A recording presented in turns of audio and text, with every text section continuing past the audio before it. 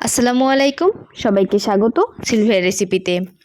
আজকে আমি আপনাদের সাথে শেয়ার করতে যাচ্ছি সহজ ও সুস্বাদু ছোলা বুট রান্নার রেসিপি। চলুন শুরু করা যাক আজকের রেসিপিটি।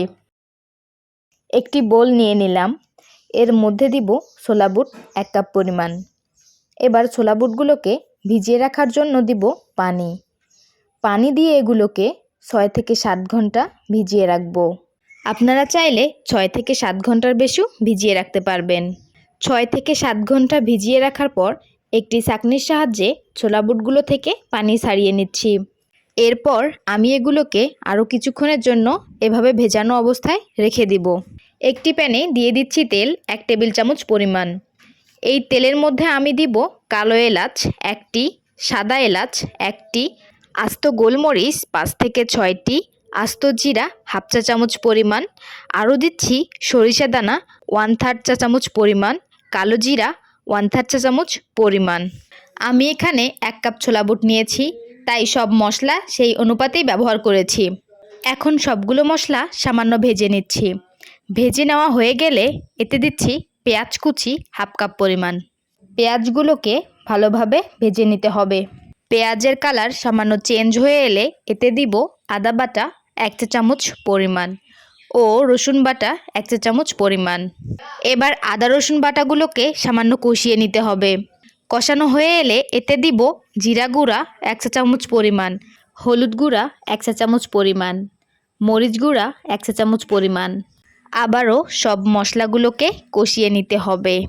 মশলাগুলো ভালোভাবে কষানো হয়ে এলে এতে দিব 6 থেকে 7 ঘন্টা আগে ভিজিয়ে রাখা ছোলা বুটগুলোকে মশলার সাথে মিশিয়ে নিতে হবে।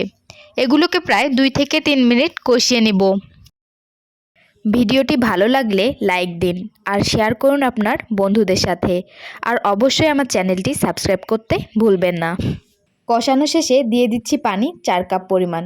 যেহেতু আমি এখানে 1 কাপ পরিমাণ ছোলা ব্যবহার করেছি, তাই দিয়ে দিলাম 4 কাপ পরিমাণ পানি। এই পানিতেই ছোলা বুট পুরোপুরি সিদ্ধ হয়ে যাবে।